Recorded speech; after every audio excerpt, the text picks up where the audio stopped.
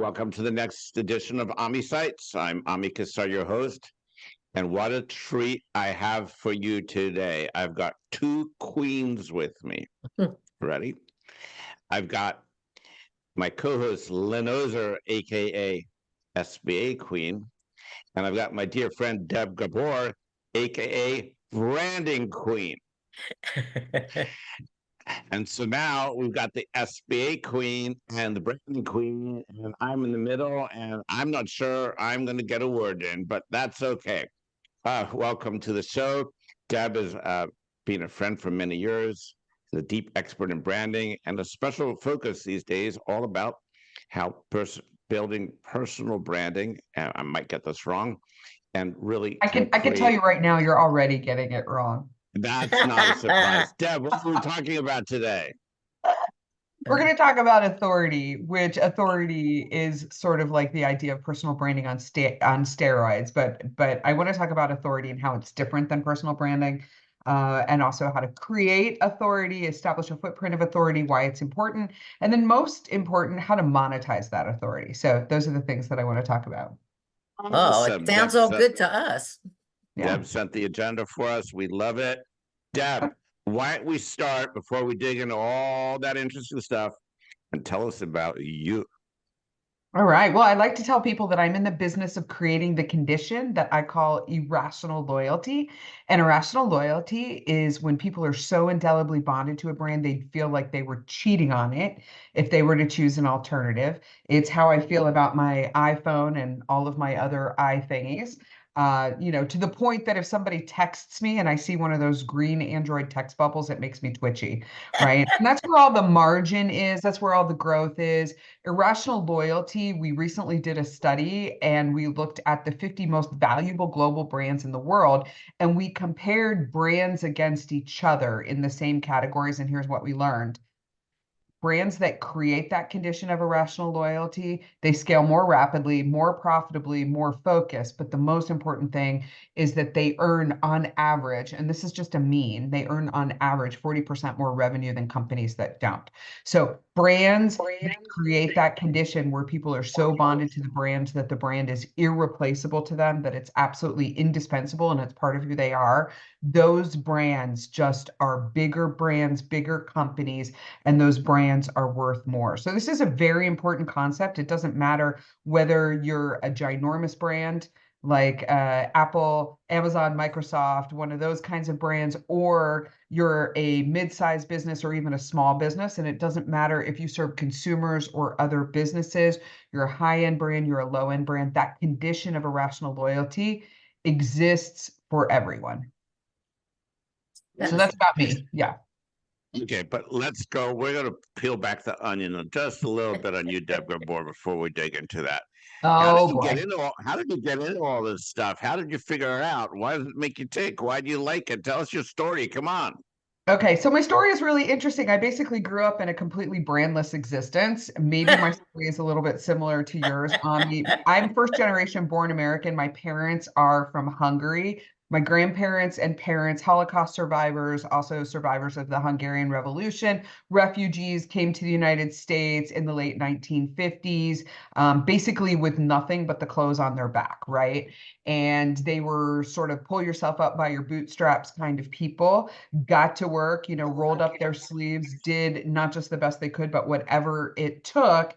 And as a result, I grew up kind of in this brandless existence. My parents they're Eastern Europeans, right? They were very practical, very down to earth. So when everyone else was playing with Barbie, I was playing with dolls that were called Bobby. One of the toys that all of the girls had when I was younger, and maybe Lynn, you remember this, but a very popular toy was it was like this Barbie head, and it had like a platform, and the head was like the size of a human head, and it had all this hair, like you could style the hair, and it had like Barbie makeup and stuff, and you could do it up. Do you remember this toy? I wanted this thing. I had a Barbie. You had Barbie? Yeah. I wanted this thing so badly. And for Hanukkah one year, I asked for it, and I was like, I don't care if I get anything else. 8 days of Hanukkah, I just want this one thing. My parents bought me something similar, but it was just enough off that it was creepy. Her name was Bobby. She had dark hair, And instead of having like this nice platform underneath, she had a suction cup on the bottom. You literally took the head and you like suctioned it to the table. So anyway, I grew up in a brandless existence. When I turned 16 years old, I got my driver's license. The very first thing I did was I drove myself to McDonald's and I had my very first McDonald's meal, which was a fillet of fish. Um, I've never, a McDonald's hamburger has never crossed my lips for a variety of reasons, but I've always been obsessed with brands, probably because they were scarce to me, right? And Right. as an adult, when I went out into the world and I started working, like the fascination of these brand relationships, like why is it possible that a $3,000 pair of shoes can exist? Like I really wanted to understand the psychology and the behavioral aspects behind that. And so, yeah, I mean, that's my background. That's how I got into it. I grew up in technology. I started out my career in the most brandless place you can imagine, and the highest tech place. I worked at Bell Labs. I was the only woman. I was the youngest person there, and I was the sole marketing person when I started out my career. So it just like it started from there, like really from this idea that it was something that was taboo to me, and then I became obsessed with it. So you worked at Bell Labs and Yep. your interest was not in technology, it was in branding. It So was where did you go after you left Bell Labs? After I left Bell Labs, I did a bunch of different rotations inside of AT&T. I was part of a leadership development program where literally you got a new job every year. So I did everything from like marketing to labor relations. I actually worked for the bargaining agent on the management side of a CWA contract, which was very exciting and sort of made me feel like, oh, maybe I want to go to law school and study labor law. And then the bloom came off that rose pretty quickly. But I did a bunch of different rotations, and one of my bosses when I was working at AT&T was Carly Fiorina, and you have to be of a certain Yeah. age and have some memory of that. But I worked for Carly Fiorina through the divestiture of AT&T, where we spun off Lucent Technologies and NCR and Agilent and all of that. And so that was really exciting because I was on what was called her executive associate team. So I just did like incredible special projects and I got to know her through that, which was pretty cool. Then I went to work for a tech startup, which this shows my age, was called US Robotics. US Robotics was the first company to make a consumer modem. It was the company that is credited with getting human beings, consumers on the internet, right? And so the first modem product that I worked on literally was a coupling device where you took, remember the receiver of the old wireline phone, and you would like put it in a coupler and it would send a tone. That was like Yes, the modem yes. device that I worked on. And then I worked on some like really incredible 128K ISDN technology. And so yeah, I worked in technology companies for several years and then had an opportunity to go to the agency side of the business in the technology industry, relocated to Austin for a really cool job, like went on a job interview to Austin, Texas, on a boondoggle to see my brother who was getting his PhD at the University of Texas. Turns out I loved it there, loved the job, loved the company. And so I moved there, worked at a couple of agencies, and then started my own business. My business is an adult now. We are going to celebrate in April our 21st birthday. So we can throw Amazing. down some booze as a company. Yeah, so yeah, that's my story. Is that what Congratulations, you were that's looking for, Ami? great. Yeah, What's thank the you. decision about starting your own business? And what was that all about? Why'd you do it? Oh, okay. People always ask me, they're like, how did you become an entrepreneur? I'm an entrepreneur by default, mostly because I make a really shitty employee. I have trouble with authority unless it's me. Ami knows this about me, right? No, actually, it's a really good story of how I ended up starting my own business. So I had a very, very, very bad marriage and a small kid. And my ex-husband was the kind of guy who was A, incapacitated by alcoholism and drug abuse, and B, just sort of like an absentee post-divorce. And so I was saddled with the responsibility not only for taking care of myself, but also taking care of my child, who was 4 years old at the time. Taking care of her, I needed financial security, I needed stability, I needed freedom and the ability to be able to schedule my own world, right? And a lot of people think that it's crazy that I left this very lucrative 6-figure job, fancy title, like I worked in a building with gold toilet seats, that kind of stuff, and whatever, that I left what other people perceive to be a very stable environment to start my own thing. But I did it really out of a need for preservation and to care for my child. With not even 2 cents to rub together, I stole a couple of clients from my previous agency and I started up a thing, and the rest is, as they say, history. So entrepreneurship for me represented freedom. It represented stability, all the things that people who are not entrepreneurs, like things that they don't realize. It really it gave me some control over my destiny. It's terrific. Tell us how the agency has evolved over the years, because like, where did you start and where are you today? So where I started was doing the worst freaking job in the world, but it paid good money at the time. Where it started, I just went straight into technology, public relations. So media relations, analyst relations. That was a business that I had come from. I ran somebody else's business doing that. I had great reputation and relationships with the press. And so I started that up. I saw quickly that that industry was going to disappear because we saw media going through a lot of fragmentation and also consolidation. We saw just sort of like this really fast growth of the internet and blogging and other types of influencers. And I work exclusively with like B2B technology and professional services companies. So I like businesses that serve other businesses. Like that industry was evolving, and I saw that PR was going to get disintermediated. And my background was in quantitative research and brand consulting. I just needed something that was going to pay the bills. And like I said, I took these 2 clients who had defected from the previous agency, took them with me, started that thing up. I hired some people to like take over those accounts. And then I started doing hands-on brand consulting, like really helping businesses go through the process of figuring out their unique role and relevance to their most important clients.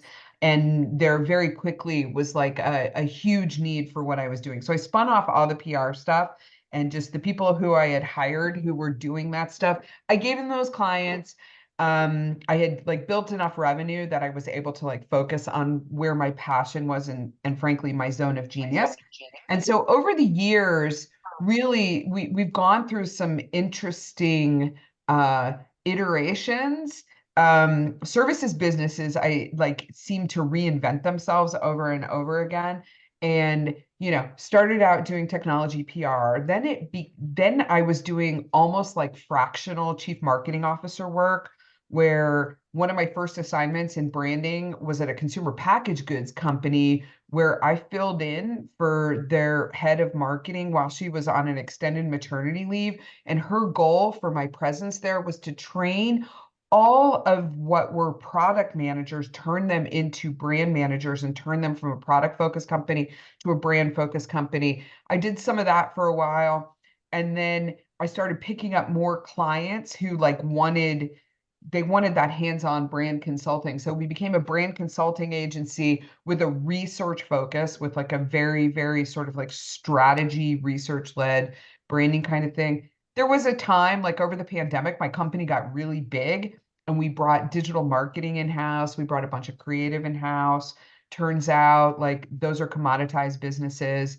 I think the internet as we know it and search is going to go away. So a lot of the digital marketing things that I had brought in-house are going to be obsolete in a couple of years anyway.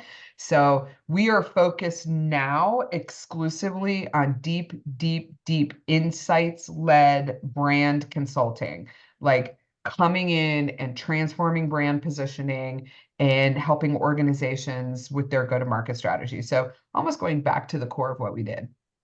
So lots of twists and turns, got big, got small, got big, got small. Now we're on the smaller side now and far more profitable because it's not about what you make, it's what you keep, right? You know what? That is so funny that you said that, because so many times in my background, you hear people, I want to hit 2 million. I want to hit 5 million top line, 10 million. You could have a huge top line. Your bottom line could be nothing. And I think you're so right. But back to what you had said at the very beginning, what is driving you and what is it that you want other people on this podcast to know about your business, or you want to share that perhaps they're missing in their business? Yeah, I think irrational loyalty is the thing that I really want to share, and the idea that this condition can exist. So irrational loyalty is the thing that makes customers not defect. Irrational loyalty is the condition or the feeling or the relationship that people have with your brand that helps you continue your business even when you screw something up. Right. My second book is called Irrational Loyalty, Building a Brand That Thrives in Turbulent Times. Like that condition where people are so dedicated to you is the thing that sustains businesses through difficult times. We saw this through the pandemic. We see this, like, brands have missteps all the time. Somehow I became the world's resident authority on botched corporate apologies and brand disasters. And so, like, I study brand disasters. There are some brands who really, really screw up and then, they reemerge stronger than they ever were. There are other brands that screw up, they shoot themselves in the foot. Sometimes we forget about it, but often we don't. And then those brands end up in the brand graveyard. And so the thing that I want people to take away from this is this notion that this brand relationship is something that exists for any kind of business, no matter the size or the scope. And that is something that you can create. The other takeaway is that as the leader of a business, a lot of us are very, very purpose driven. Like our reason for starting a business, it might be you want to create a change in the world, or you want to have an impact, or that impact that you're looking for is you want to create a better life for your family, right? And in order to create that kind of change, you can use your own authority as the living, breathing, walking billboard for your company, with your company as a platform for that, or for you as an individual. Like if you want to create change in your church or in the school district, or as Ami has by providing this content as a great service to his community. And I have a surprise for Ami, and that is in this book. Did you ever read this book? Maybe. Maybe. Did you read it? You can tell me no. It's okay. Honestly, I haven't read it yet. I was waiting for a surprise. Okay, so the surprise is that I wrote about Ami in this book. And so this book is called Personality, Cultivate Your Human Authority to Ignite Irrational Brand Loyalty. This is about branding for leaders. And there's a whole section of this book, like a bonus chapter, that is called E to E marketing, which is entrepreneur to entrepreneur marketing. And while Ami wasn't the inspiration for this book, what Ami does is the very definition of authority. And so I wrote about him. And can I read you this passage, Ami? Please read it to me if he doesn't want to hear it. All right. Ami Kassar is the author of the best-selling book, The Growth Dilemma. He established a thought leadership platform focused on connecting entrepreneurs with loans and funding that will help their businesses grow. Ami poses these questions to entrepreneurs.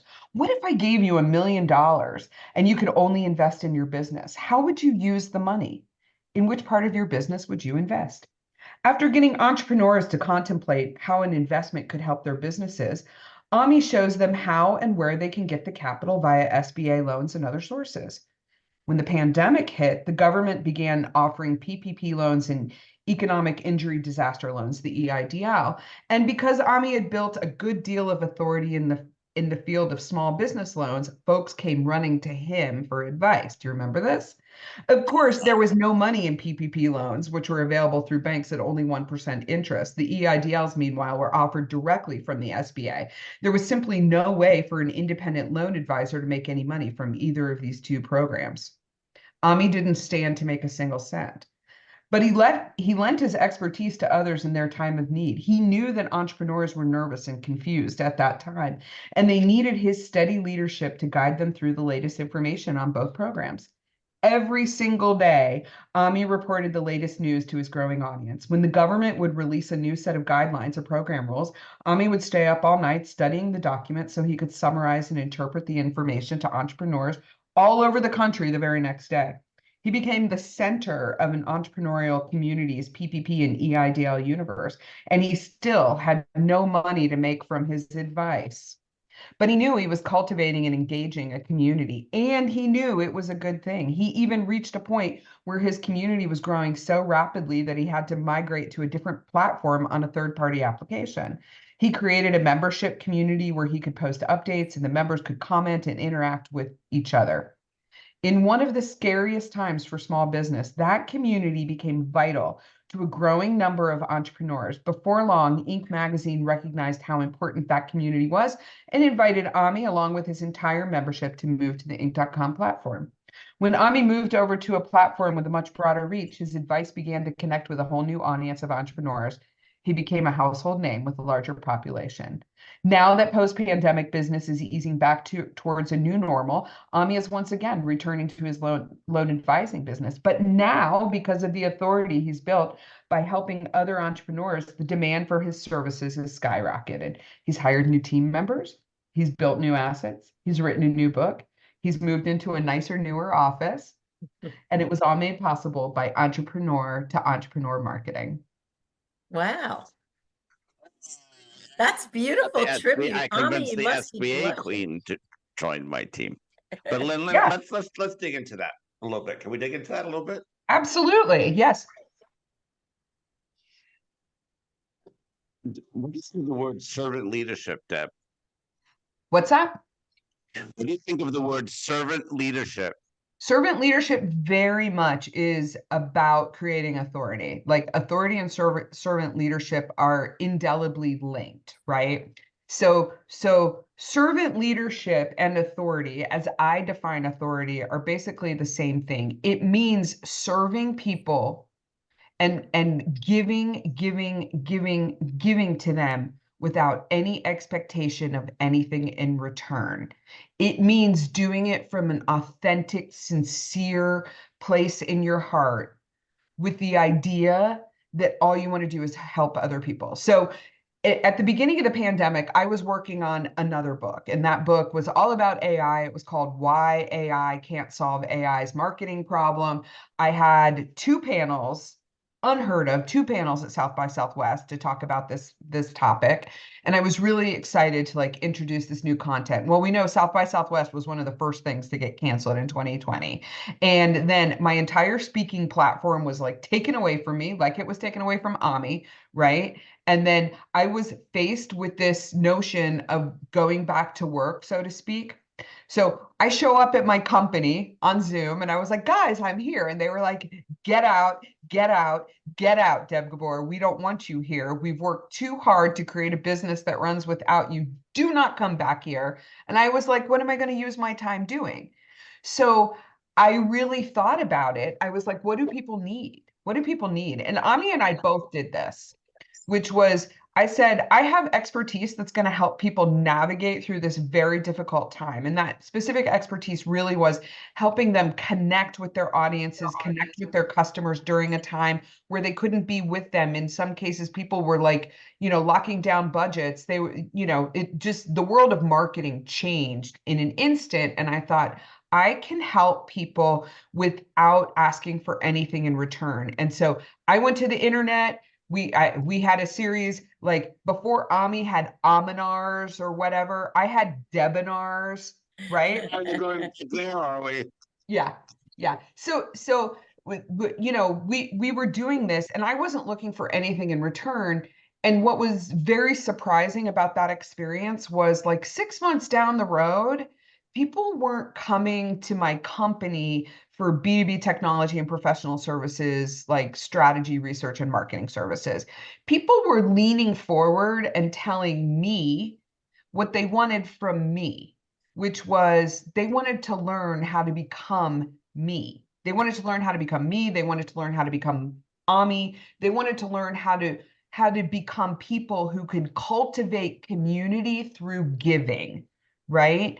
And so, as a result, I continue to share this information, right? I put this out there to the world. I share my expertise for free. I just spent a week, Utah Tech Week last week. I had like 3 different speaking events where at the end I like show a QR code. I'm like, download all this free shit. You don't even have to give me an email address. I'm not going to market to you. I'm on a million brand mission and I just want you to have this. And as a result, I've grown as a human. I've cultivated this incredible community. I continue to give to them and then they lean forward and tell me what they want me to buy from them or what they want to buy from me, right? And so servant leadership, Ami, is serving without asking for anything in return. It truly is this like no expectation of reciprocity. The reciprocity, which is true, it's a psychological condition, reciprocity. The reciprocity happens naturally and authentically when you just give to an audience. So I tell people, you're not ready to be an authority until you are ready to just give it away for free with the sole purpose of helping other people and uplifting them. You can't be an authority without that. Does that make sense? Yeah, I mean, it's interesting because look, we obviously during the PPP and the EIDL time put in a ton of effort and a ton of sweat and a ton of blood and didn't try to monetize it for a penny. Nope. And I knew in the back of my head that I was helping to build our brand and our authority, but 100%. I would have done it if I You would have wasn't. done it anyway. Yeah. So that's the notion of authority is like, I would have done it anyway, right? And there are people out there who are like accidental authorities, people who don't want to be authorities. Like there's a whole chapter in this book about accidental authorities. I think of Joe Rogan as one of those people. He's like, people take what I have to say on my podcast as gospel. He's like, most of the time, I don't know what I'm talking about. If they want to take that advice and they want to credit me with that authority, that's their fault. That's their problem. I never set out to do this. But then there are people who are intentional authorities. And then there are people who sort of stumble into it because they have a sincere and authentic desire to create some kind of goodness in their world, whether that's like, in their own backyard, down the street, around the corner, or halfway across the world. It's interesting because, and for me, it's just my own personal shtick. Of course, I want to have a good business and make money and feed my family and go on vacation and pay kids college tuition and save money and keep my wife happy and all that stuff. But ultimately, my primary driver is I just care about people and I love helping entrepreneurs. Yeah, and that's absolutely the truth. I mean, like you and I have known each other for a long time. I've been following you around this world, and you are one of the good ones, and you're one of the helpers. I look at things. An example is like the Entrepreneurs Organization, the group that you started back in early October to stimulate discussions about what was happening in Israel. That was out of service to other humans, like what you did during the pandemic. Like I said, you didn't stand to make a penny on PPP loans or EIDL loans, but you really wanted to help people.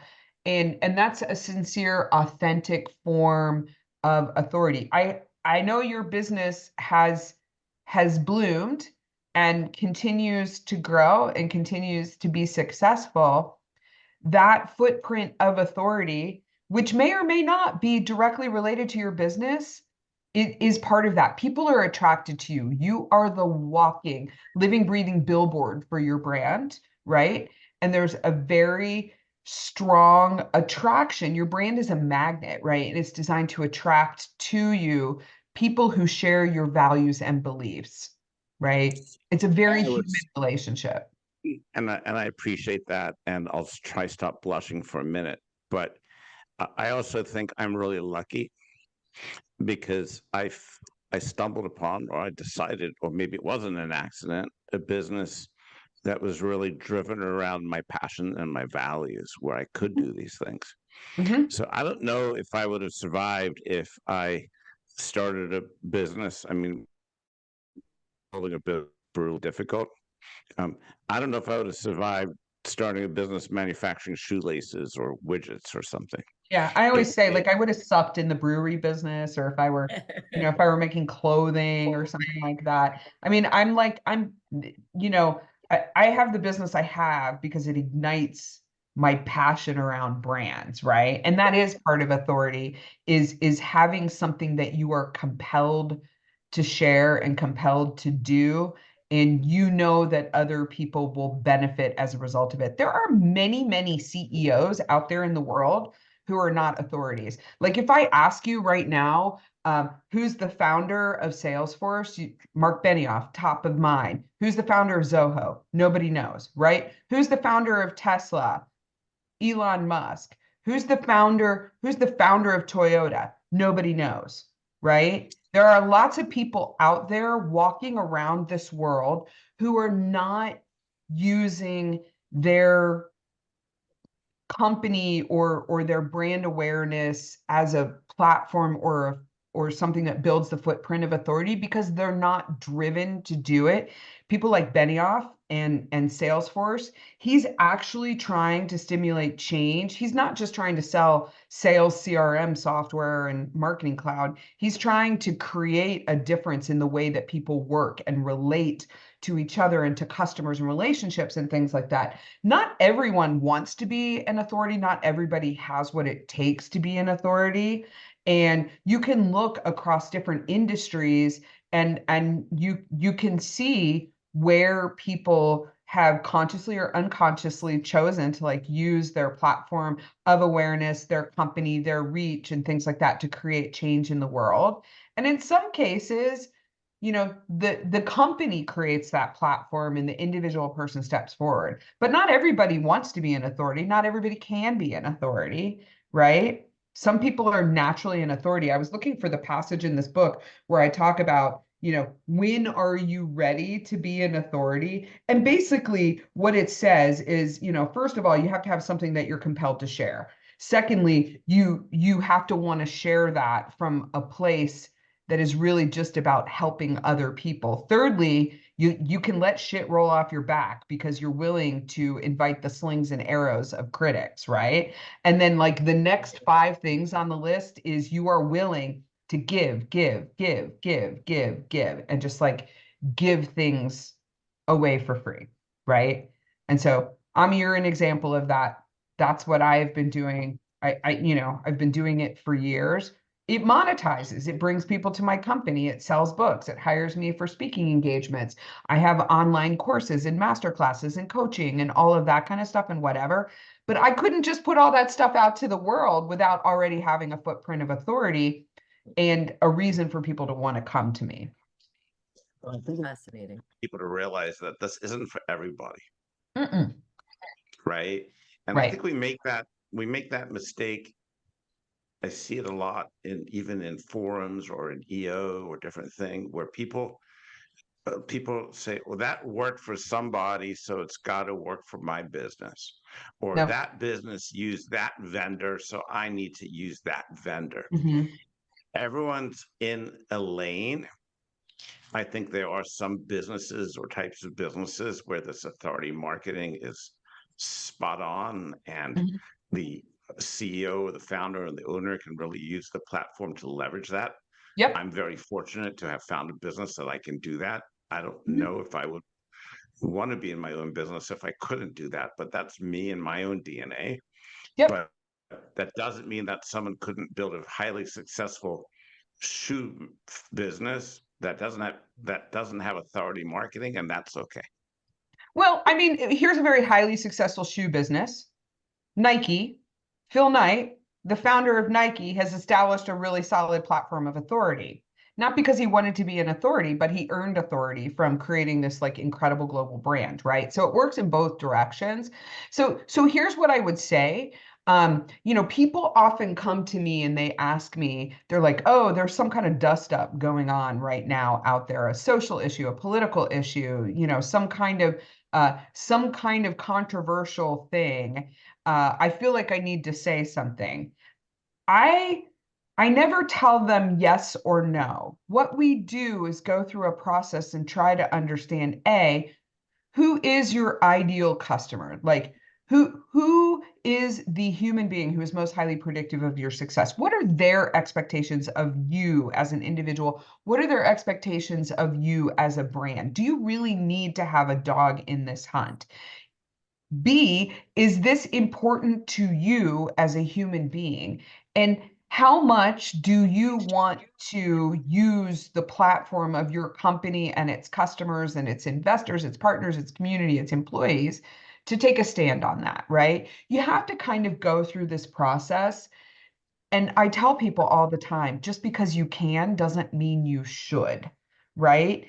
There's a whole bunch of context there, and authority is sort of the lens that you look at that through, right? People are like, oh, there's this big thing going on right now. Over the summer, it was Dylan Mulvaney and Bud Light and like one Instagram post and a 6-pack of Bud Light beer, if you guys remember this. And there were people coming to me, they're like, should I say something about this? I'm like, are you Dylan Mulvaney or Bud Light? Like how important is this to you? How important is this to your customers? What is the strategy through which you are viewing this as appropriate or not appropriate, right? And so all of these decisions, they can't be taken lightly. And authority and really understanding, what am I compelled to share? Who am I sharing that with? What is my purpose in doing this? What are the expectations that other people have of me? To what extent am I willing to put my own brand and my company's brand at risk?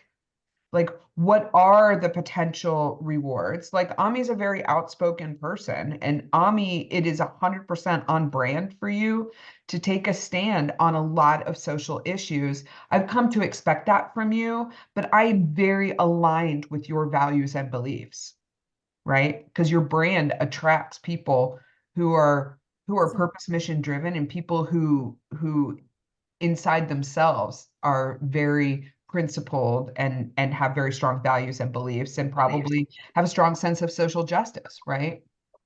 Does that make sense what I'm saying? Something makes sense. Who are your target clients? Who are my target clients? My target audience, well, let me tell you who my ideal customer is. My ideal customer is actually based on a real human being, and her name is Lindsay, and she is the Chief Marketing Officer of the mid-market division at SAP now. She is so irrationally loyal to my brand that she would stake her professional reputation on hiring us. I have worked with her at 5 different companies over the last 21 years. She's kind of grown up with the company, but what makes her my ideal customer is that she is an innovative, thoughtful, marketing-driven leader who is in growth mode. She has a grow or die mindset. She is a person who is very much about working with someone who is not going to just do the best they can, but whatever it takes to hit goals. She's not rewarding and not looking to pay for the process. It really is results that she's looking for. So how that translates into the kinds of clients I'm looking for: B2B technology or professional services, or companies that have a technology-enabled value proposition. So somehow you deliver your brand promise through technology, or you provide services to other businesses. That's basically it. I'm looking for thoughtful, strategic leaders who are in growth mode. They are looking to really disrupt. They're looking to go from being a dark horse to being a most valuable global brand. They're super innovative. They themselves have a platform of authority within their organization, or they're the leader of their organization. Mid-market on up. I'm really, really, really passionate about mid-market companies, even though we work with household name brands in the technology industry, top 50 most valuable global brands. Like, my real passion is in the mid-market, and that's where we can make the most difference. Mid-market means different things to different people. What does it mean to you? To me, these are companies. Mid-market to me are like 100 to about 1,000 employees. These are revenues of, typically about 30 to $500 million. That's kind of the mid-market in the technology industry. I do work with smaller companies. And everything we do is strategy led, and there's always an aspect of discovery and research. We do, and I have some lower cost services for earlier stage companies or smaller companies, but like our core really is that mid market. Awesome. And how do people go ahead, Lynn? Sorry. No, I was just going to say, how do people find you? That's our question. How do people find me? Well, I'm all over the internet. You can just do a search on Deb Gabor. I'm all over, for good things and bad, mostly good things. But you can go to debgabor.com. There's information about all my books. There's a bunch of videos. There's free resources to download. You can book time with me. I will talk to anybody about their brand. So book a time with me. That's probably the best way to get in touch with me. Also, my company is called Soul Marketing, Soul like the sun in Spanish, and soulmarketing.com if you want to read about the cool work that we do with B2B technology and professional services companies. There's information there. But those are the best ways to reach out to me, debgabor.com or soulmarketing.com. I'm also on all the social media platforms. I barely use Facebook anymore. Really, my platform of choice is LinkedIn. I'm Deb Gabor on LinkedIn. I post most of my stuff there, and you can find out where I'm speaking and doing workshops and when I'm launching new content and stuff like that. So those are all the best ways to find me. Ami also has a direct line to me. He texts me often on weekends and on late nights to gossip. So Random thing to try and make her laugh, and usually I'm successful. usually he's successful. There have been moments where I was like, Ami, we can't have this conversation anymore. Right. It was so nice to meet you and great to listen to you. Yeah, so nice to meet you too. Fascinating. Yeah. Thank you for Thanks so joining much, us. Deb. It's always a treat. Keep smiling. I'm glad you're feeling better, and I'm looking forward Thank to seeing you you. in a couple of weeks.